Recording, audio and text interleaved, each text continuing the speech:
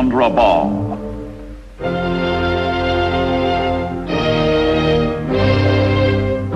The Japanese dominate the Pacific, and their Supreme War Council continues to execute sweeping plans to bring 700 million Asiatics under imperial control. Proud and confident after her shattering naval victories at the outbreak of war, Japan spills over her legitimate boundaries, pouring supplies and manpower into overseas bases to protect her new empire and defy the Allies.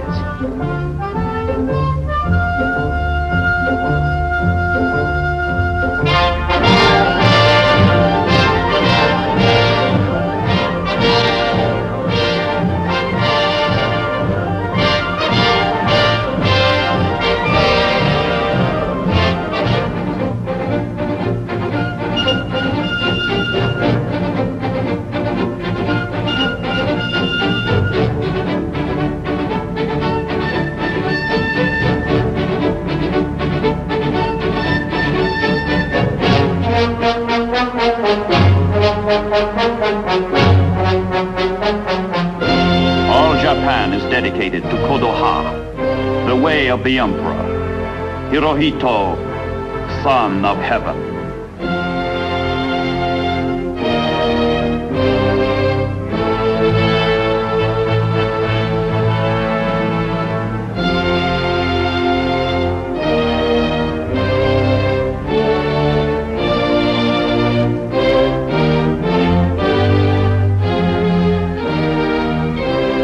Of all conquest, on the bow of all her ships, the imperial crest, a chrysanthemum with 16 leaves.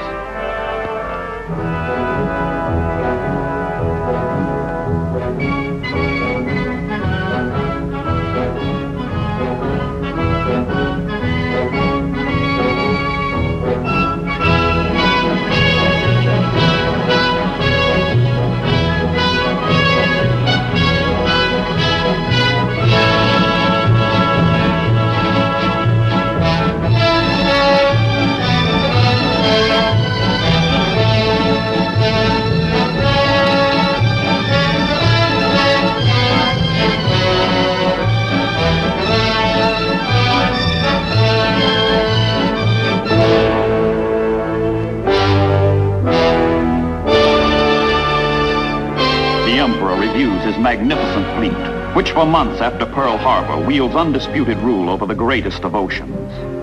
This is the Navy which has ranged in triumph over the wide Pacific spaces. This is the Navy which has never known defeat. This is the Navy dedicated to a creed fanatic.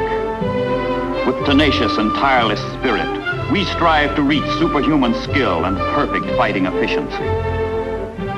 Now its mission is to build a mighty base in the Bismarck archipelago, Rabaul, on the island of New Britain. And from this base, soldiers, sailors, and airmen of Imperial Japan can attempt to break the fragile hold of Americans and Australians, southeast on Guadalcanal, southwest on New Guinea.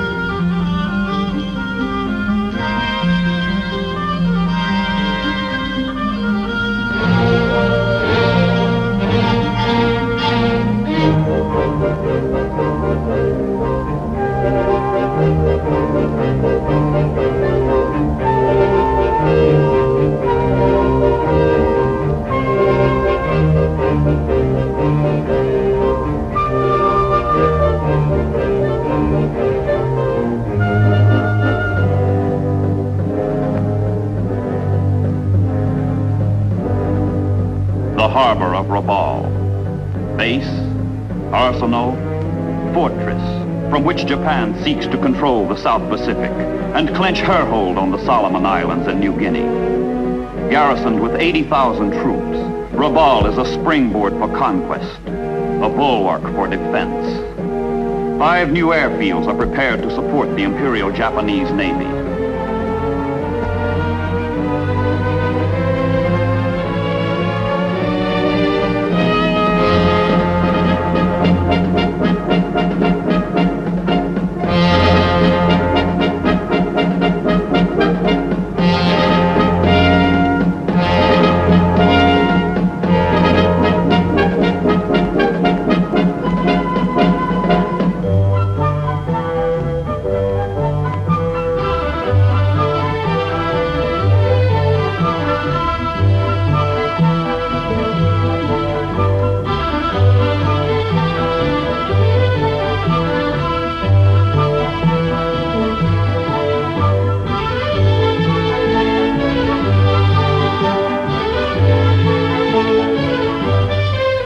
Rabaul, immovable, secure, impregnable aircraft carrier that blocks the American climb up the ladder of the Solomon Islands. Carefree pilots, day after day, carry out their simple mission. Destroy all ships, supplies, and men who have the audacity to challenge an imperial mandate.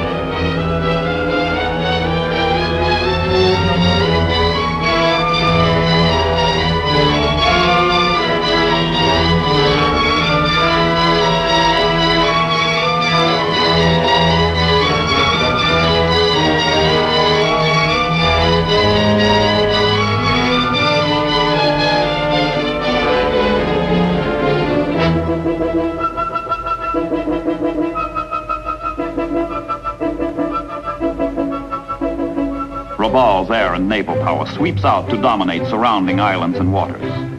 To eliminate Rabaul, the Japanese and the Allies know a foothold must be won and held on the islands that ring it, and bases established from which it can be reduced blow by blow until the knockout. But first, the Allies must forge rings around Rabaul.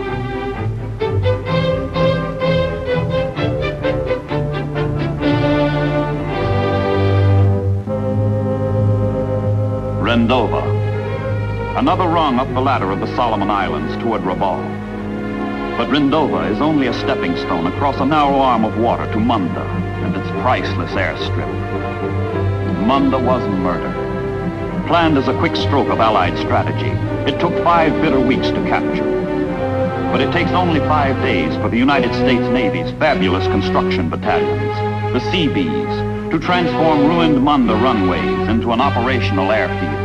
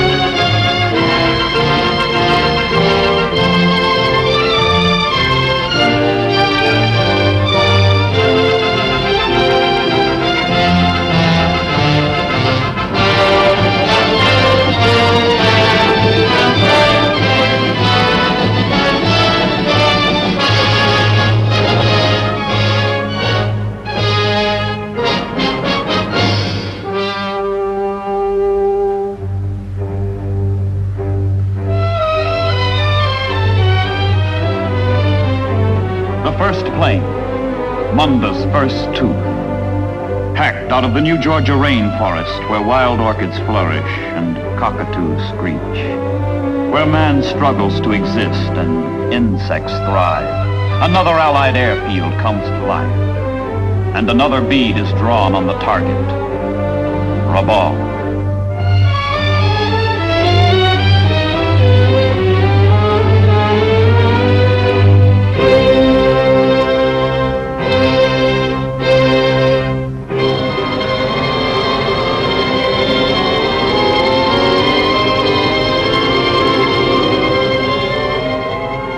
triumph of Munda is the Allied way of observing the first anniversary of the landing on Guadalcanal. 200 miles south, Guadalcanal itself has burgeoned into a major base, justifying the agony, the blood of the Marines who won it. But there is a long way to go, and in the summer of 1943, a new name dominates intelligence sessions on Guadalcanal. The name? Bougainville, biggest of the Solomon Islands, essential link in the ring being forged around Rabaul. Volcanic prize, ripe for ripping from the Japanese vine. Week after week, from Guadalcanal's hard-won Henderson Field, Army, Navy, Marine, and New Zealand pilots take off to soften up Bougainville in preparation for another assault by the United States Marines.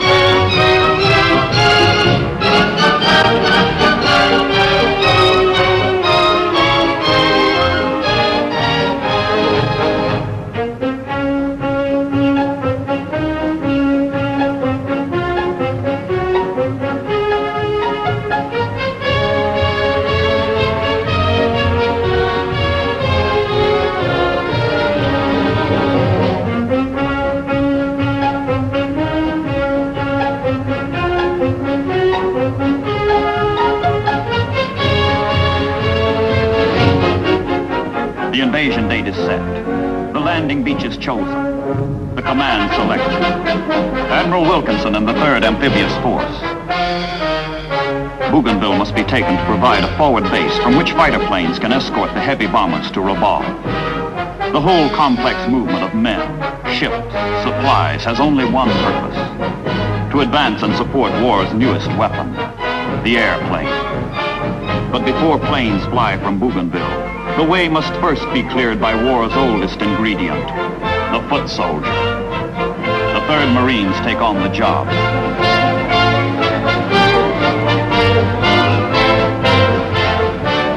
There are many D-days in the Pacific, many an H-hour.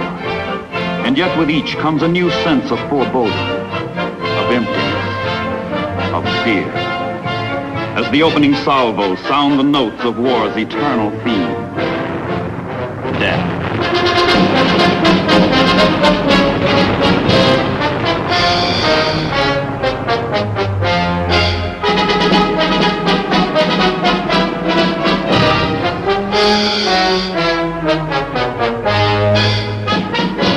Across Empress Augusta Bay, toward the beaches of Cape Torquina, the Marines go in to meet the dank challenge of Bougainville. It is November 1st, 1943. Before the invaders lie the wildest jungle, the deepest swamps they have yet encountered in the South Pacific. And hidden in the tangle of jungle and swamp, the enemy.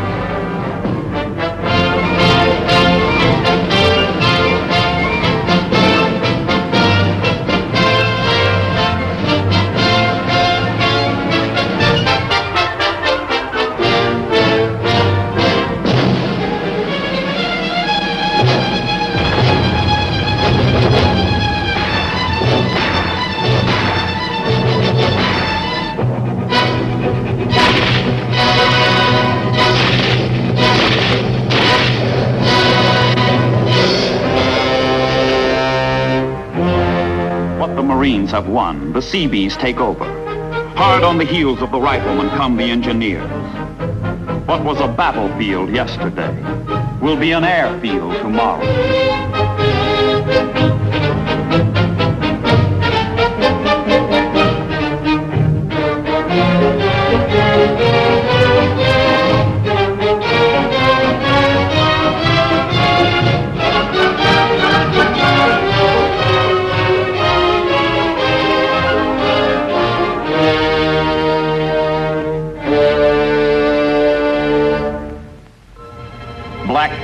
come out at night. The lumbering Catalinas which scour the seas in search of enemy ships. The eyes of the cat see through the dark, where the Imperial Japanese Navy has scheduled 4 last runs of the Tokyo Express down the slot of water separating the Solomon Islands. And these last runs have famous names. The Battle of Kula Gulf, the Battle of Kolombangara, the Battle of Empress Augusta Bay, the Battle of Cape St. George.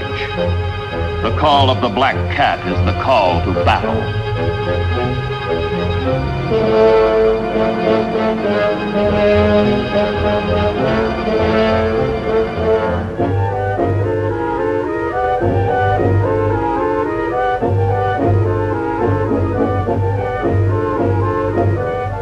Inside the groping ships, in combat intelligence centers, the intricate apparatus of search and detection picks up the scent. Out somewhere in the ominous dark are ships with names like Amagiri and Uzuki, which must be found, destroyed. Inside ships with names like Honolulu and Mount Pelier, American sailors prepare to thwart the last stand of the Imperial Japanese Navy in the South Pacific. Invisible to one another, opposing warships close on a darkling sea, swept with confused alarms of struggle and flight, where ignorant navies clash by night.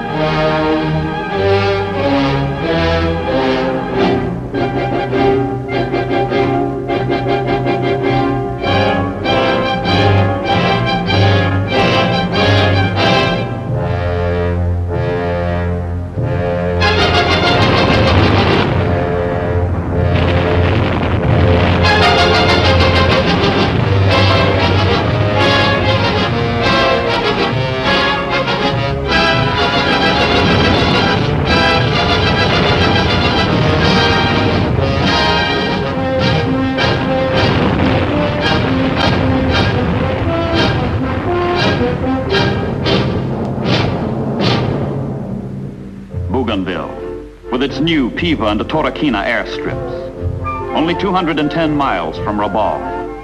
The ring is closing. The Marines have gone, and the defense perimeter around the thriving airfields is guarded by the 14th Army Corps.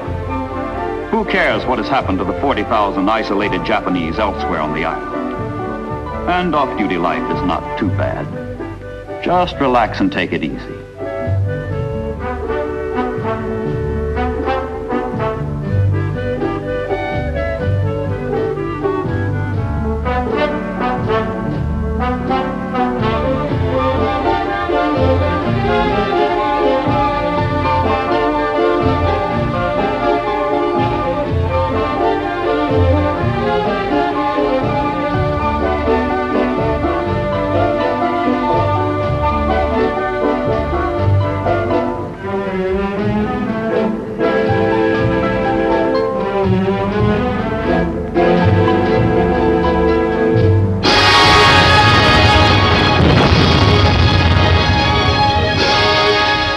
Concentration of Japanese artillery in the South Pacific has been secretly brought up along hidden jungle trails. With sudden, furious assault on the American perimeter outpost, Hill 700, the enemy reopens the Battle of Bougainville. 4 full months after the initial landings, back into the jungle that is everybody's enemy, back into the devil's furnace, goes the American infantry. Days of savage, bloody struggle lie ahead, until the 37th Division breaks the enemy, this time for good.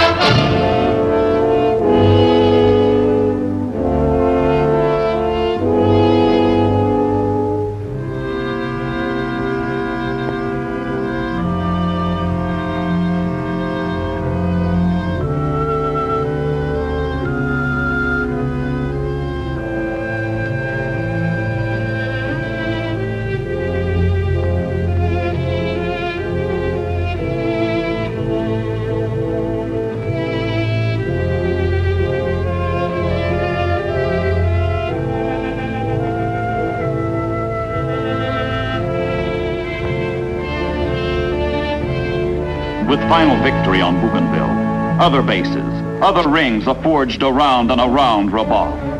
Up the New Guinea coast go the Allies. Into Cape Gloucester on New Britain go the Marines. Into the Admiralties goes the United States Army. Onto the islands of Green and Emerald go more Marines and veterans of Bella La Bella, soldiers of New Zealand. And the Navy that cruises unmolested through these waters is the United States Navy. Thousands of Japanese have been bypassed, left to wither on the vine. Rabaul is being strangled by runways branded on the encircling jungle islands. Rabaul and its harbor will be smashed, pulverized, neutralized. From around the ring they come, liberators from Guadalcanal, warhawks from Munda, corsairs from Emerald, Mitchells from New Guinea, avengers from Bougainville. The Holocaust of Allied reprisal spells doom for Rabaul across the skies of the South Pacific.